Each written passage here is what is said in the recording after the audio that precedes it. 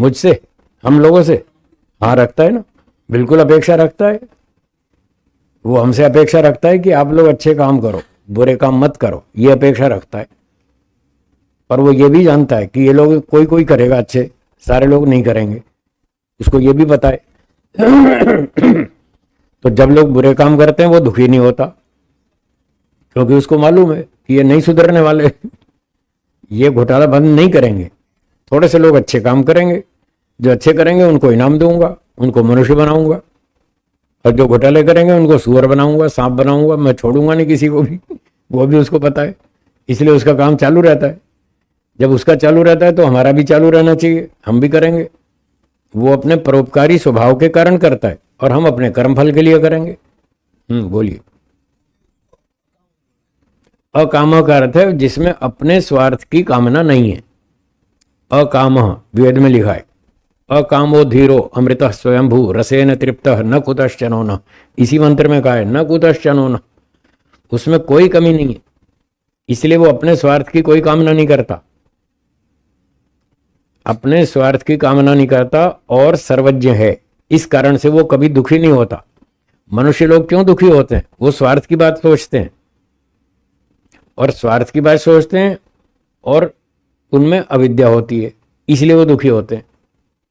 अगर मनुष्यों में भी कोई स्वार्थ की बात तो भले ही सोचे, स्वार्थ तो उसका स्वभाव है, वो तो अनादिकाल से अनंत काल तक रहेगा।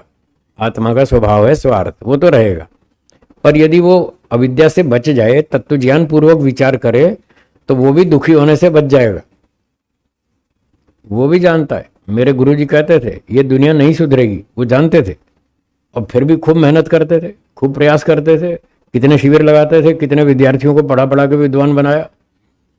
उन्होंने काम बंद नहीं किया, क्योंकि वो जानते थे कि सारे लोग नहीं सुधरेंगे। तो जो नहीं सुधरता उसको छोड़ दो, जो सुधरना चाहता है उसको बिठाओ सामने, उसको पढ़ाओ, उसको लिए मेहनत करो, समय खर्च करो। ऐसा ही वो करते थे, ऐसा ही मैं करता हूँ। मैं भी जानता हूँ लोग नहीं सुधरेंगे, जो नहीं सुधरेंगे उनको छोड़ देता हूँ, जो सुधरते हैं उनको टाइम देता हूँ, उनके लिए मेहनत करता हूँ, पूरी मेहनत करता हूँ, मुझे उसका फल मिलेगा। तो ऐसे सबको करना चाहिए। बोलिए।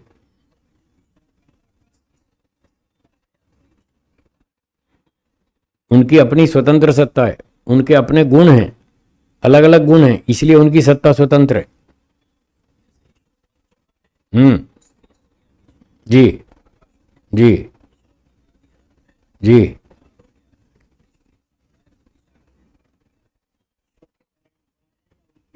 उनकी अपनी सत्ता है। हम जो व्यवहार करते हैं ना, भाई बंबई जाना है, किसी ने पूछा बंबई जाना है, हम यहाँ खड़े अहमदाबाद में, तो कहाँ जाएं? आप कहेंगे बंबई इस तरफ है, इस तरफ जाओ, ये दिशा है। ये जो आपने बोला इस तरफ जाओ, ये दिशा का व्यवहार है, ये ईश्वर की वजह से नहीं है, ये हमारे व्यवहार की वजह से। हम कह रहे हैं इधर जाओ, उसने कहा जयपुर जाना है, कहाँ जाऊँ? आपने कहा जयपुर जाना है तो इधर जाओ। बंबई इधर है, जयपुर इधर है, उदयपुर इधर है, राजकोट इधर है। ये जो आप इधर इधर कर रहे हैं यही तो दिशा है, इसी का नाम दिशा है। और इसमें परत्व अपरत्व गुण है। तो एक व्यक्ति ने कहा मुझे बंबई भी जाना है, सूरत भी जाना है, तो मैं पहले कहाँ जाऊं? उसको पता नहीं था, आपको पता था। आपने कहा पहले सूरत जाओ, रास्ते में पड़ेगा, फिर उसी दिशा में आगे बंबई चले जाना। एक ही दिशा में दोनों, सूरत बंबई अहमदाबाद से एक ही दिशा में। तो जो पहले आएगा वो सूरत है, बाद में आएगा बंबई है। तो अब दिशा में जो पहले आएगा वो है अपरत्व।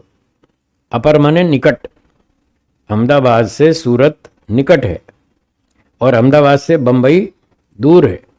ये परत्व और अपरत्व ये दिशा के गुण है। ऐसे ही काल में भी परत्व और अपरत्व गुण है। आज का दिन हमारा सेंटर पॉइंट है, यहां से हम गिनती करेंगे निकटता और दूरी की। जैसे दिशा में हमने अहमदाबाद को सेंटर पॉइंट बनाया और यहां से गिनती शुरू की कि सूरत 250 किलोमीटर है, बंबई 500 किलोमीटर है। ऐसे हमने गिनती की, तो सूरत जल्दी आएगा, बंबई देर में आएगा। ये निकट है, वो दूर है। अब काल की दृष्टि से देखें तो आज का दिन सेंटर पॉइंट है, यहां से गिनती शुरू करेंगे। आज से 200 वर्ष पहले महर्षि दयानंद जी थे, तो ये 200 वर्ष हो गया। और श्री कृष्ण जी आज से 5000 साल पहले थे, ये परत्व हो गया। आज की तारीख सेंटर पॉइंट है, यहां से गिन रहे हैं। महर्षि दयानंद जी निकट हैं और श्री कृष्ण जी महाराज वो दूर हैं आज की तारीख से, 5000 साल का गैप है, और इनका 200 साल का। तो ये काल की दृष्टि से परत्व गुण है, वैशेषिक दर्शन में साफ लिखा है। अभाव कैसे हुआ? ईश्वर में नहीं घटता, दूरी और निकटता, ईश्वर तो सर्वव्यापक है। परत्व एक अलग ज्ञान की दृष्टि से हो सकता है, ज्ञान की दृष्टि से वो ईश्वर में भी लागू हो जाएगा। जैसे वेद में कहा है ईश्वर अज्ञानियों से बहुत दूर है, तद दूर है, तद्वंती के 40वें अध्याय में यजुर्वेद में, अज्ञानियों से तो बहुत दूर है और ज्ञानियों के निकट है, अंति के निकट है। परत्व इस एंगल से ईश्वर में भी लागू हो जाएगा। तो जिसमें भी गुण है वो द्रव्य है, तो ईश्वर में भी गुण है इसलिए वो भी द्रव्य है। ये परत्व ज्ञान की दृष्टि से हो गया, काल में समय की दृष्टि से हो गया, दिशा में दूरी की दृष्टि से हो गया।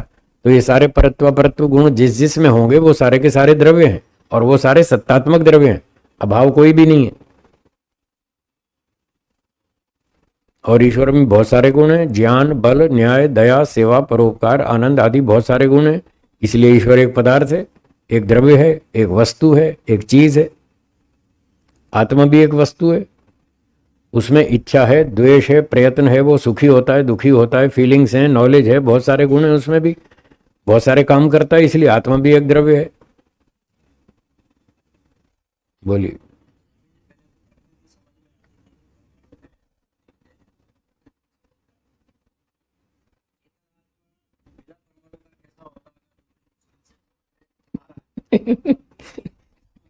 नई समस्या खड़ी हो गई। चेतन भी नहीं है, परमाणु भी नहीं है, एक और तीसरी तरह की वस्तु है। जो शास्त्र कहता है मैं वो कहता हूँ, दिमाग में बिठाओ, टाइम लगेगा। मैंने भी तो मेहनत की है, 25 साल यहाँ तपस्या की जंगल में, खूब शास्त्रों को पढ़ाया, 100 बार, 200 बार, 250 बार। ये योग दर्शन जो हम पढ़ा रहे हैं 250 बार पढ़ चुका हूँ मैं इसको। तो बताओ, मुझे सारी पिक्चर क्लियर है, कहीं भी कोई भी संशय नहीं है, कोई भी भ्रांति नहीं है। न्याय दर्शन 150 बार पढ़ चुका हूँ, वैशेषिक 200 बार पढ़ चुका हूँ, सांख्य 225 बार पढ़ चुका हूँ, योग दर्शन 250 बार पढ़ चुका हूँ, और मैं कुछ काम ही नहीं करता, यही करता हूँ और कुछ नहीं करता। ना लकड़ी बेचता, ना कपड़ा बेचता, ना मिठाई बेचता, कोई धंधा नहीं। यही काम करता हूँ 24 घंटे, 7 घंटे सो गया, 17 घंटे मेरा यही काम। पढ़ना, पढ़ाना, चिंतन मनन करना, इन्हीं पदार्थों पर, इन्हीं दर्शन विद्याओं पर ही मेहनत करता हूं बस। तो धीरे धीरे आपको भी समझ में आएगा। जैसे प्रकृति समझ में आ गई, उसमें मटेरियल है, परमाणु में टकराते हैं, दीवार में टक्कर मारो तो पता चलता है हाँ कुछ है। तो जैसे ये समझ में आ गई, फिर आत्मा और ईश्वर वो थोड़े चेतन पदार्थ हैं, उसमें परमाणु कुछ नहीं है। पर धीरे धीरे पढ़ते पढ़ाते, चिंतन मनन करते करते ये दोनों भी समझ में आ गए कि ईश्वर भी है और आत्मा भी है, उसके बिना ये सृष्टि नहीं चल पाएगी। जैसे ये 2 चीज समझ में आ गई, तीसरी भी आ जाएगी। थोड़ी मेहनत करनी पड़ेगी, थोड़ा समय लगेगा, बार बार चिंतन करना पड़ेगा, वो भी समझ में आएगा कि दिशा भी है और काल भी है। इसके बिना हमारा व्यवहार नहीं चलेगा। आप कहते हैं जी, मैंने आपसे कहा कि मैं आपको नवंबर के महीने में 3-4 दिन दूंगा, 2 महीना पहले बताया था ना। तो आपने पूछा कब देंगे, तो मैंने डेट बताई कि 25 से 28 नवंबर तक समय दूंगा। तो आपको समझ में आ गया। अब ये क्या समझ में आ गया? ये काल ही तो है। जो मैंने डेट बताई कि मैं 25 नवंबर से आपको समय दूंगा 28 नवंबर तक, ये काल ही तो है। और 2 महीने बाद पहले बताया था, ये काल ही तो है 2 महीने का। और आप रोज प्रोग्राम बनाते हैं अपना कि 11 जनवरी से 11 दिसंबर से 31 दिसंबर तक लाकरोड़ा में शिविर चलेगा, 21 दिन का। ये देखो काल का ही तो व्यवहार है। और हम डेट बताते हैं तो आपको स्पष्ट समझ में आता है ये कब होगा। तो ये सारे व्यवहार काल पर आधारित है। आप कहते हैं आज तो ट्रेन लेट आई, ये जो आप कह रहे हैं लेट आई, ये काल का ही तो व्यवहार है। फिर एक ने कहा आज तो एडवांस में आ गई, बिफोर टाइम है, आज तो जल्दी आ गई, उसको ट्रैक खाली मिल गया, स्पीड बढ़ा दी ड्राइवर ने, फटाफट सिग्नल मिलता गया, वो जल्दी पहुंच गया। कभी कभी ट्रेन जल्दी भी आती है ना बिफोर टाइम। तो बिफोर टाइम भी आती है, लेट भी आती है। तो ये काल का व्यवहार है। आप कहते हैं मैं नए जूते लाया हूं, ये काल का व्यवहार है कि इसके तो घिसे हुए हैं, मेरे बिल्कुल नए नए देखो, फ्रेश फ्रेश। ये काल का व्यवहार है, नया पुराना, जल्दी आई देर से आई, ये सब काल का व्यवहार है। दोनों का सांख्य में परमाणु वाला आकाश है, उसका गुण भी शब्द है। और जो प्रलय में खाली शून्य आकाश बचेगा, सांख्य वाला नष्ट हो जाएगा, क्योंकि वो परमाणुओं से उत्पन्न हुआ था, वो तो नष्ट हो जाएगा। पर जो शून्य आकाश बचेगा प्रलय में, शब्द उसका भी गुण है। वैशेषिक में शून्य आकाश की चर्चा है, परमाणु वाले की नहीं। शून्य आकाश जिसमें कोई परमाणु नहीं है, उसकी चर्चा है। और शब्द गुण वैशेषिक में आकाश का ही बताया है, और सांख्य में परमाणु वाला आकाश है, वहां भी शब्द गुण उसका बताया है। तो दोनों का है।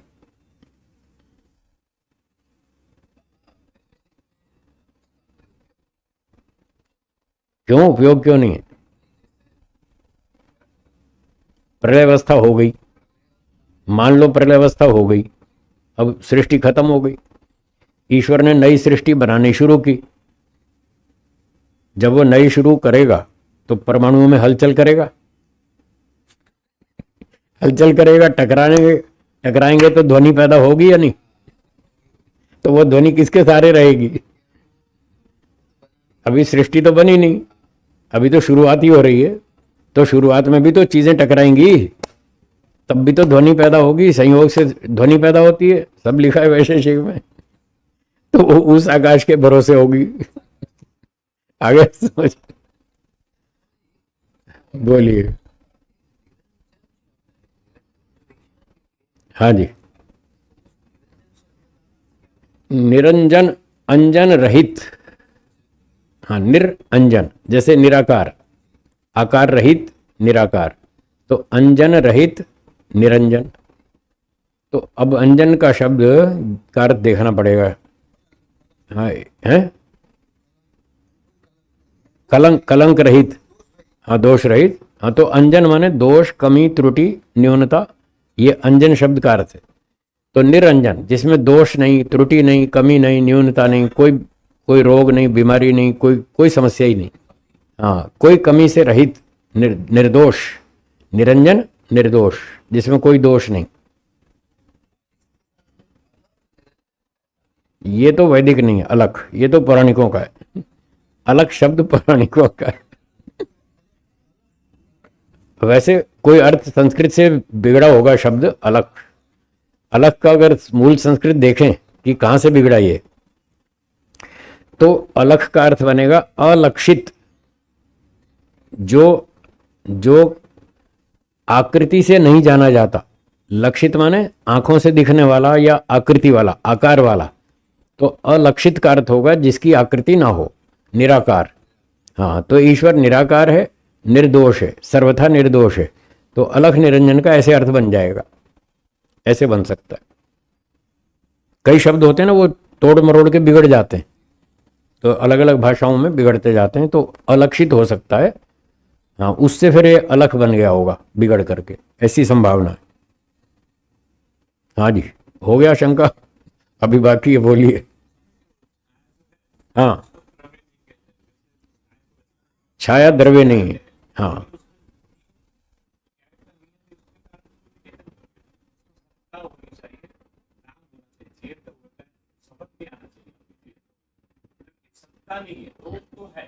हाँ, दो चीज तो है ना, सत्ता नहीं है इसलिए वो द्रव्य नहीं है। हाँ, और यदि द्रव्य हो तो उसमें गुण जरूर होना चाहिए। अब छाया में कौन सा गुण है? छाया में कोई गुण नहीं है, इसलिए छाया प्रकाश के अभाव का नाम है। ये बात भी साफ लिखी है वैशेषिक दर्शन में, कणाद मुनि जी ने। अभावस तमः, वो प्रकाश के अभाव का नाम तम है, अंधकार, अंधेरा, छाया, वो प्रकाश के अभाव का नाम है। तो अभाव में कोई गुण होता नहीं, ना उसमें कोई गुण है ना कोई कर्म है। दो तरह के द्रव्य होते हैं। एक द्रव्य ऐसे होते हैं जिनमें गुण होते हैं, केवल गुण, कर्म नहीं होता। दूसरे द्रव्य ऐसे होते हैं जिनमें गुण भी होता है, कर्म भी होता है, दोनों होते हैं। ऐसे दो तरह के द्रव्य हैं। तो छाया में ना तो गुण है ना कोई कर्म है, इसलिए वो द्रव्य नहीं है, इसलिए उसका नाम अभाव है। वो प्रकाश के अभाव को ही हम छाया, शैडो या डार्कनेस, अंधेरा कह देते हैं। वहां प्रकाश का अभाव है।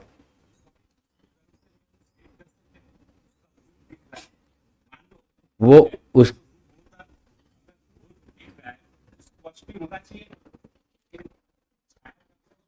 राइट राइट राइट, सही पकड़ा आपने सही पकड़ा हाँ, जो लोग कहता है कि भाई ये छाया दिख तो रही है काली काली, सूर्य की धूप में आप खड़े हो जाओ, देखो परछाई दिखती है ना काली काली, तो उसने कहा देखो काली काली दिख तो रही है, इसमें रूप है। तो कणाद मुनि जी ने कहा ये रूप नहीं है, आपको रूप की भ्रांति है। हाँ, ये भ्रांति है, ये रूप नहीं है। कैसे भ्रांति है, रूप क्यों नहीं है? तो वहां पर एक और नियम लागू होता है, एकार्थ समवायी गुण। बोलिए।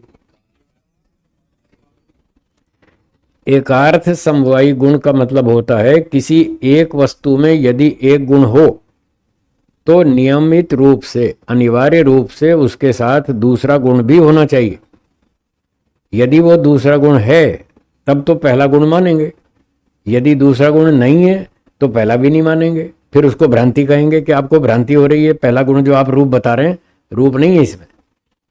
तो रूप का एकार्थ समवायी गुण है स्पर्श। क्या है? तो नियम क्या हुआ, जिस वस्तु में रूप होगा उसमें अनिवार्य रूप से स्पर्श भी होगा। ये रिमोट है, इसमें रूप है, रूप है, आंख से दिख रहा है ना। तो यदि रूप है तो स्पर्श भी होगा, हम इसे छू सकते हैं। जब छुएंगे तो पता चलेगा हाँ ये कठोर है। तो यदि कठोर है, स्पर्श हो रहा है, तो मतलब रूप है। और यदि किसी वस्तु में हमको ऐसा लग रहा है इसमें रूप है तो हम उसे छू कर देखेंगे, यदि स्पर्श प्रतीत होगा तो मान लेंगे रूप है, और यदि स्पर्श प्रतीत नहीं हुआ तो ये मानेंगे ये भ्रांति है रूप की, रूप नहीं है, खाम खाम को भ्रांति हो रही है। अब जो लोग कह रहे हैं छाया में रूप है, काला काला दिखती है छाया, काली काली छाया दिखती है ना, सूर्य प्रकाश में आप खड़े हो जाएं तो परछाई काली काली दिखती है, तो वो कहता है देखो ये रूप है। तो जहां परछाई पड़ रही है जमीन पर उसको छू कर देखो, परछाई का कौन सा स्पर्श है? कोई स्पर्श नहीं है। जहां व्यक्ति खड़ा है, जहां परछाई पड़ रही है उस जमीन को छू कर देखिए, और अब उस व्यक्ति को हटा दीजिए, अब प्रकाश आने दीजिए, अब फिर छू कर देखिए, दोनों में स्पर्श में कोई अंतर नहीं है। अगर परछाई में स्पर्श होता तो उसमें और जमीन के स्पर्श में अंतर होना चाहिए। ये बात पकड़ में आई? आई ना? देखो, इस वस्तु का स्पर्श अलग टाइप का है, इस पुस्तक का स्पर्श अलग प्रकार का है, एक कुशन है, कपड़ा है, इसका स्पर्श अलग तरह का है। तो जब हम इसको छूते हैं तो इसका स्पर्श पता चलता है कि किस तरह का है, इसको छूते हैं तो पता चलता है इसके स्पर्श में और इसके स्पर्श में अंतर है। इसी तरह से परछाई में यदि स्पर्श गुण होता, क्या बोला, तो उसका स्पर्श और पृथ्वी का स्पर्श दोनों में अंतर होना चाहिए, तभी तो माना जाए कि हां परछाई में भी अपना स्पर्श है अलग टाइप का। पर जब धूप वाली जमीन को हम छूते हैं तो हमें जैसा प्रतीत होता है स्पर्श, वैसा ही वहां पर परछाई डालने पर फिर छूते हैं तब भी वैसा ही है, कोई अंतर नहीं आया। इसका मतलब परछाई में स्पर्श गुण, और जब स्पर्श नहीं है तो फिर रूप भी नहीं है, ये उसका एकार्थ समवायी गुण है। यदि रूप था तो स्पर्श निश्चित रूप से होना चाहिए, तो जब स्पर्श नहीं मिला तो इसका अर्थ है कि हमको रूप की भ्रांति है। छाया में रूप होने की भ्रांति है, उसमें रूप रूप कुछ नहीं है, इसलिए उसको अभाव कहते हैं। जी बिल्कुल ठीक बताया आपने। हाँ, किसमें?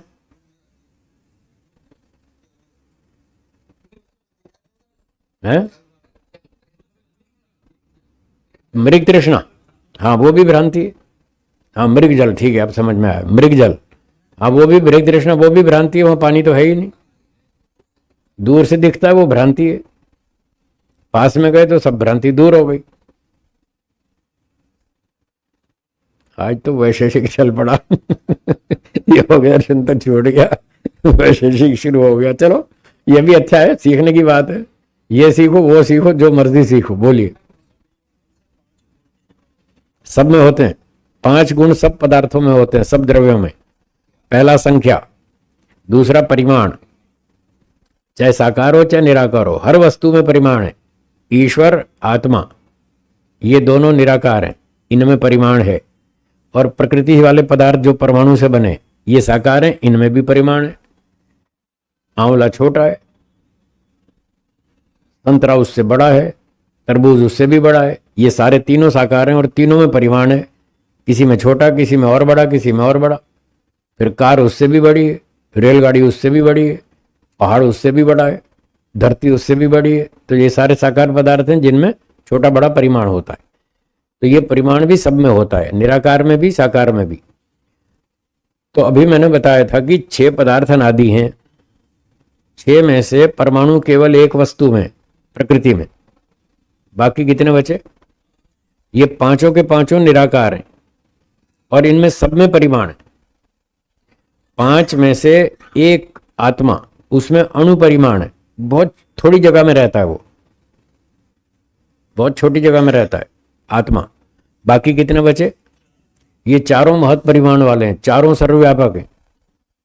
4 पदार्थ सर्वव्यापक हैं, सर्वव्यापक। ईश्वर, दिशा, काल, आकाश, ये चारों सर्वव्यापक है। परमाणु एक में भी नहीं है, इनमें सब में महत् परिमाण है। ठीक है। एक बात और ध्यान देंगे यहां, इसी से संबंधित, वो भी थोड़ी सूक्ष्म बात है। परिमाण होते हुए भी जो वस्तु जितने एरिया में एग्जिस्ट करती है, जितने एरिया में रहती है, उतना उसका परिमाण है। परिमाण होते हुए भी वो स्थान घेरे या ना घेरे, इसमें भी अंतर है। रहते हुए भी एक वस्तु स्थान घेरती है, स्पेस ऑक्युपाई करती है, और एक वस्तु ऐसी है जो स्पेस ऑक्युपाई नहीं करती है, स्थान नहीं घेरती, फिर भी रहती जरूर है। जैसे जैसे मान लो एक ये रिमोट है, आपके सामने दिख रहा है, बिल्कुल इसी साइज का एक दूसरा रिमोट, दूसरा लाओ, और उस बराबर साइज वाले रिमोट को एक रिमोट में दूसरे रिमोट को घुसेड़ो, घुस जाएगा? क्यों? इसने इतना स्पेस ऑक्युपाई कर लिया, इतना स्थान घेर लिया। तो ये जो घेरने का गुण है, पर स्थान को घेरने का गुण, ये परमाणु वाले द्रव्यों में होता है और किसी में नहीं है। 6 पदार्थ में से परमाणु वाले द्रव्य कितने हैं? केवल एक। तो केवल 6 में से एक ही वस्तु है जो स्थान घेरती है, प्रकृति, वही स्थान घेरती है और कोई भी नहीं घेरता। ईश्वर, आत्मा, दिशा, काल, आकाश, 5 चीजों में से कोई भी स्थान नहीं घेरता। केवल एक ही चीज है जो स्थान घेरती है, और वो जितना स्थान घेर लेती है उतने स्थान में दूसरी वस्तु को नहीं घुसने देगी, जो स्थान घेरने वाली दूसरी वस्तु। बाकी जो 5 चीजें बची हुई जो स्थान नहीं घेरती, वो तो सारी घुस जाएंगी इसमें। अर्थात एक ही स्पेस में 6 वस्तुएं रह सकती हैं, रह रही हैं। हाँ, इतने एरिया में, जितने एरिया में ये रिमोट है, इतने एरिया में 6 वस्तुएं रह रही हैं, 6 की 6। एक तो ये हो गई रिमोट। इस एरिया में, इतने एरिया में ईश्वर है या नहीं? है ना? क्यों? वो स्थान नहीं घेरता, इसलिए वो इसमें घुस जाता है। दिशा भी स्थान नहीं घेरती, उसमें एटम्स नहीं है। जिसमें एटम होंगे वो स्थान घेरेगी। तो दिशा में कोई परमाणु नहीं है, वो भी इसके अंदर घुस जाती है। काल भी घुस जाता है, आकाश भी घुस जाता है, आत्मा भी घुस जाता है। ये 6 में से 5 चीजें इसके अंदर घुसी हुई हैं, और छठी ये खुद है। तो 6 की 6 वस्तुएं इतने स्पेस में रह रही हैं, इतनी जगह में। तो ये बात बतानी थी, कुछ वस्तुएं स्थान घेरती हैं, कुछ नहीं घेरती। अगर सभी वस्तुएं स्थान घेरती होती तो फिर एक ही वस्तु रह सकती थी, बाकी 5 तो गायब हो जाती। जो स्थान घेरने वाली थी वो एक ही घेर लेती। मान लो ईश्वर स्थान घेरने लग जाए थोड़ी देर के लिए, मान लीजिए ईश्वर स्थान घेरने लग जाए, तो सारा स्थान तो ईश्वर ही घेर लेगा, फिर बाकी किसी को रहने नहीं देगा, तो सारे काम गायब हो जाएंगे।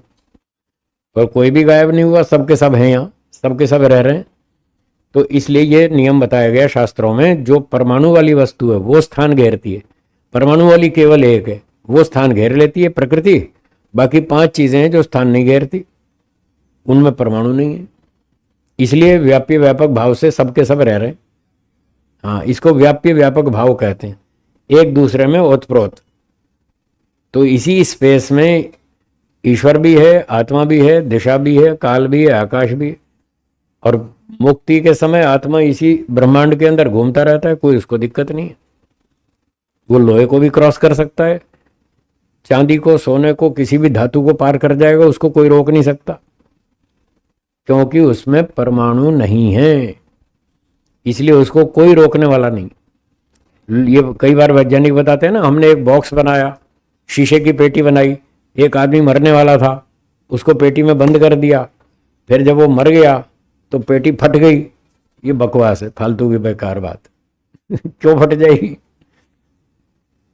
आत्मा उसमें से निकल गया, उसको निकलने के लिए कोई फाड़ना नहीं पड़ता, कोई ना लोहे को फाड़ना पड़ता है, ना शीशे को फाड़ना पड़ता है, कुछ नहीं फाड़ना पड़ता, ये केवल भ्रांति है।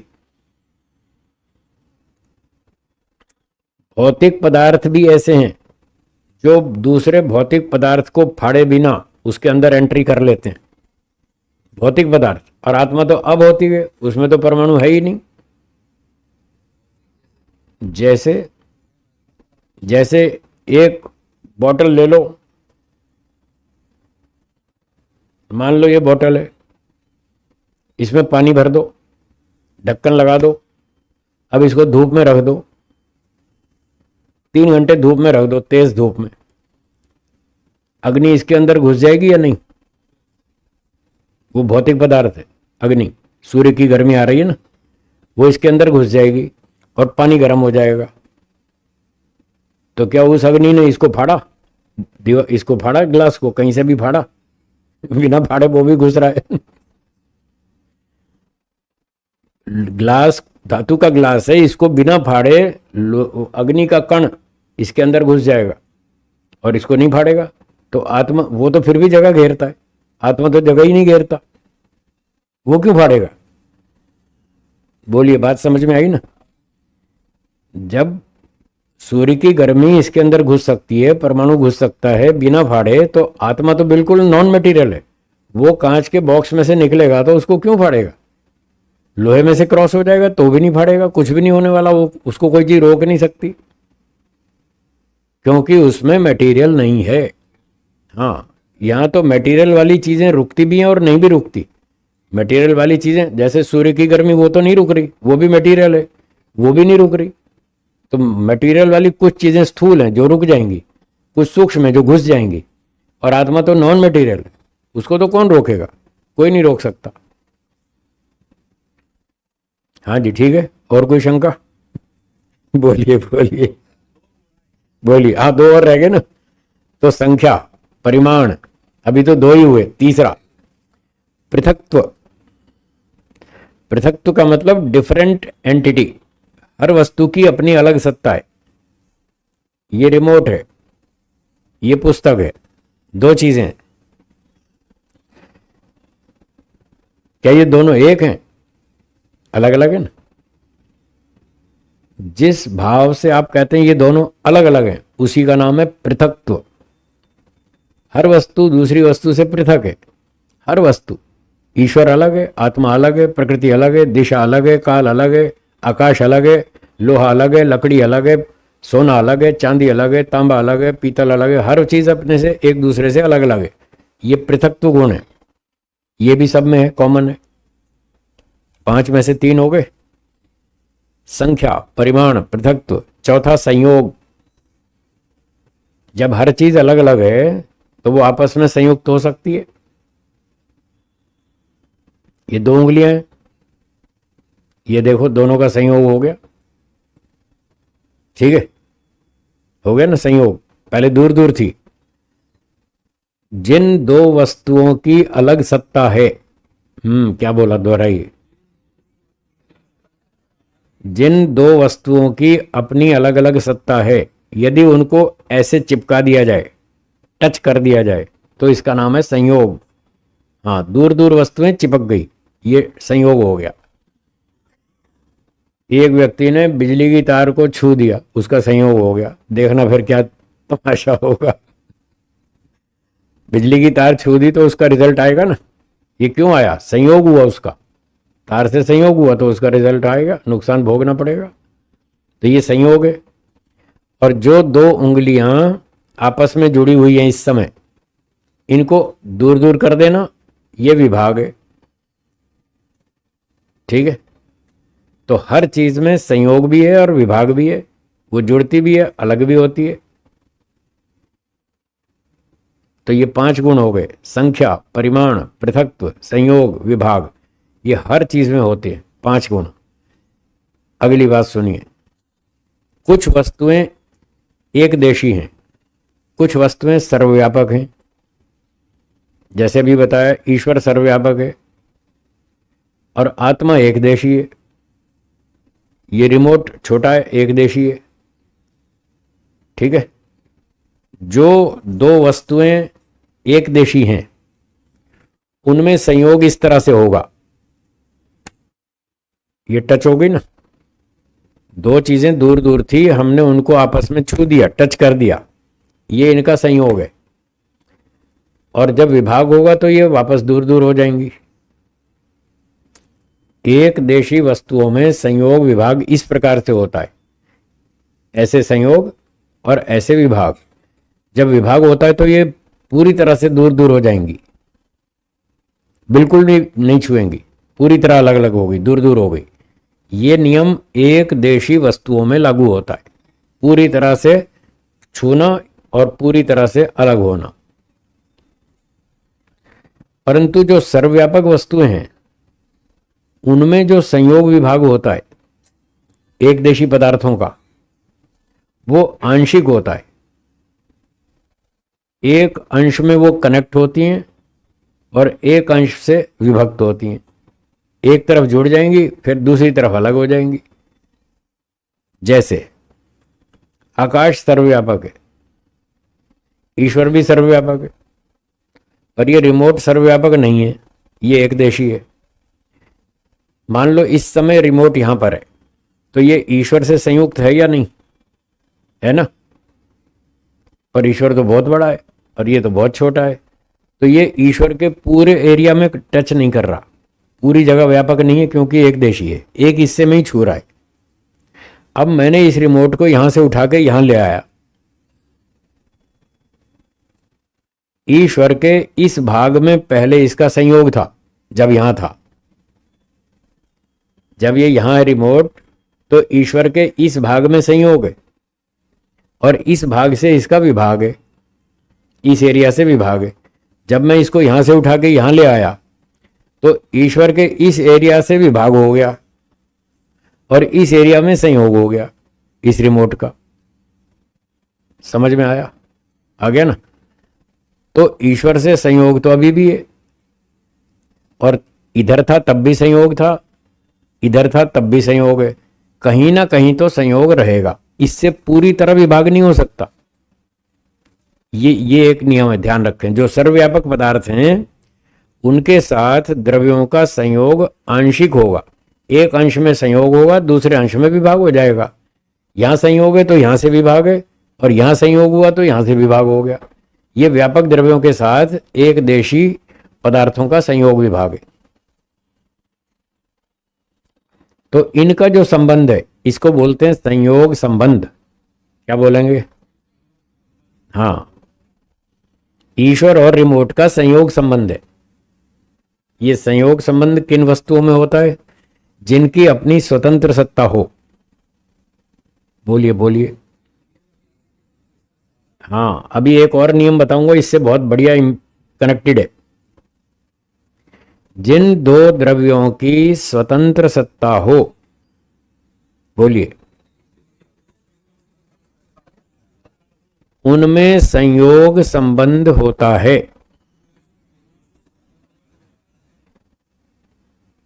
जैसे रिमोट और ईश्वर, ये उदाहरण है।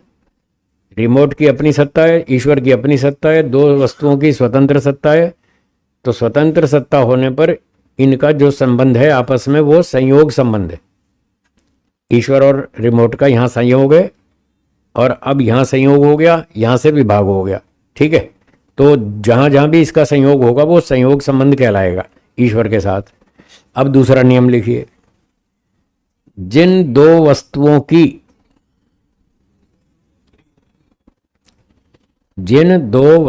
की स्वतंत्र सत्ता नहीं होती, बोलिए, उनमें समवाय संबंध होता है।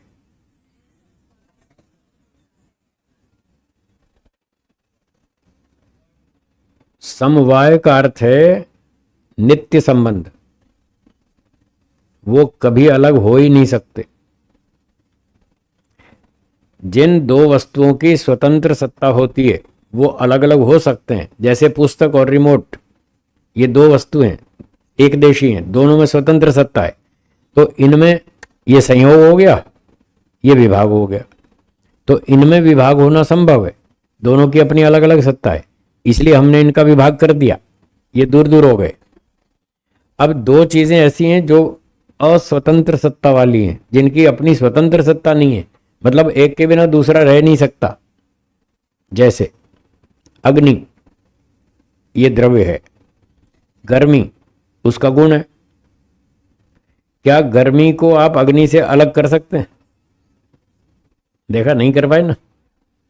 तो इनकी अलग सत्ता नहीं है, दोनों की अपनी स्वतंत्र सत्ता नहीं है, इसलिए आप इनको अलग नहीं कर सकते। तो इनमें जो संबंध है वो संयोग संबंध नहीं है, ये अलग तरह का संबंध है, इसका नाम है समवाय संबंध। ये समवाय संबंध है, इसको नित्य कहते हैं। ये नित्य संबंध है, सदा साथ ही रहेंगे, अग्नि और गर्मी सदा साथ रहेंगे, आप इनको अलग अलग नहीं कर सकते कि ये तो अग्नि कर दी अलग और ये गर्मी कर दी, ऐसा नहीं कर सकते आप। जहां अग्नि है वहीं गर्मी होगी साथ साथ, अगर गर्मी खत्म तो अग्नि भी खत्म, जब तक गर्मी रहेगी तब तक अग्नि रहेगी, गर्मी खत्म अग्नि खत्म, वो दोनों साथ ही रहते हैं। तो जो सदा साथ रहते हैं अलग नहीं हो सकते और उनकी स्वतंत्र सत्ता नहीं है। फिर बोलिए मेरे साथ, जो दो वस्तुएं अलग नहीं हो सकती और उनकी स्वतंत्र सत्ता नहीं है, उनमें जो संबंध होगा वह समवाय संबंध कहलाता है। जैसे गर्मी और अग्नि, ठीक है, ये द्रव्य और गुण हो गया, तो द्रव्य और गुण का समवाय संबंध, क्योंकि गुण द्रव्य से अलग नहीं हो सकता। द्रव्य और कर्म का समवाय संबंध, कर्म जब भी होगा किसी द्रव्य में होगा। गति जो होगी, देखो ये रिमोट है, अब रिमोट में गति हो रही है, रिमोट हिल रहा है, इसमें गति हो रही है, किसमें हो रही है? रिमोट के बिना गति हो सकती है? नहीं हो पाएगी। गति जो होगी किसी न किसी द्रव्य में होगी। पुस्तक में गति हो सकती है, ये देखो पुस्तक में गति हो रही है, ये रिमोट में गति हो रही है, और रिमोट भी छोड़ दो पुस्तक भी छोड़ दो, अब कहाँ गति होगी? नहीं होगी। तो गति भी होगी तो द्रव्य में होगी, इसलिए गति और द्रव्य का समवाय संबंध है। गति को कर्म कहते हैं। तो नियम क्या बना? गुण और द्रव्य का समवाय संबंध है, कर्म और द्रव्य का समवाय संबंध है। बस एक आखिरी बात अब आपसे पूछनी है, फिर विराम देंगे। मुझे प्रश्न पूछना है आपकी परीक्षा में। सारी बातें मैंने बता दी, मेरा प्रश्न है उसका उत्तर दीजिए। ईश्वर और जीव दो पदार्थ हैं, दोनों में कौन सा संबंध है? संयोग संबंध या समवाय संबंध? बोलिए। हाँ देखो, दो तरह का उत्तर आया। किसी ने समवाय संबंध कहा, किसी ने संयोग संबंध कहा। संयोग, आपका उत्तर भी संयोग, ये उत्तर सही। ईश्वर और जीव का संयोग संबंध है, समवाय नहीं। समवाय संबंध की परिभाषा भी बताई थी ना, जिन दो वस्तुओं में स्वतंत्र अस्तित्व न हो, स्वतंत्र अस्तित्व न हो, उनमें जो संबंध होता है वो कौन सा होता है? वो समवाय होता है। जैसे गर्मी और अग्नि, इनका स्वतंत्र अस्तित्व नहीं है, तो इनका जो संबंध है ये समवाय संबंध है। क्या ईश्वर और जीव का स्वतंत्र अस्तित्व है या नहीं है? तो फिर समवाय नहीं हुआ। भले ही हमेशा साथ रहेंगे, ईश्वर के किसी ना किसी एरिया में आत्मा संयुक्त रहेगा, कभी इस एरिया में, कभी इस एरिया में, कभी इधर, जहां जहां घूमता रहेगा वहां वहां उसका संबंध होता रहेगा। उसके बावजूद भी 3 काल में जीवात्मा ईश्वर से अलग नहीं हो सकता। उसके बावजूद भी इन दोनों में संयोग संबंध है, क्योंकि दोनों की स्वतंत्र सत्ता है। आज व्यायाम बहुत हो गया बुद्धि का, अब नाश्ता करो। अगली बार नाश्ते के बाद चलिए विराम।